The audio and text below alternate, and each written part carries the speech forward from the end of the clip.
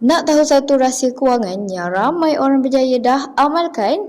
Okey, pakar kewangan sarankan kita simpan 10% dari pendapatan dalam bentuk aset keras seperti rumah, tanah dan yang paling fleksibel, emas. Rumah dan tanah ni memang aset, tapi aset ni tak boleh beli sikit-sikit. Perlukan modal yang besar dan ambil masa untuk urus jual beli.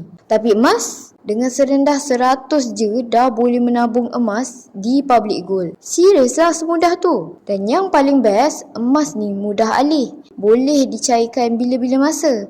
Tak kisahlah apa yang jadi pada ekonomi negara ataupun dunia, emas tetap laku dan emas tetap bernilai. Bak kata orang putih, emas ialah universal currency. Mana-mana negara pun akan terima emas. Sebab emas ni duit antarabangsa. Ingat pesan mentor saya ni baik-baik. Siapa yang ada mah, tentu dia ada duit. Siapa yang ada duit, belum tentu dia ada mah.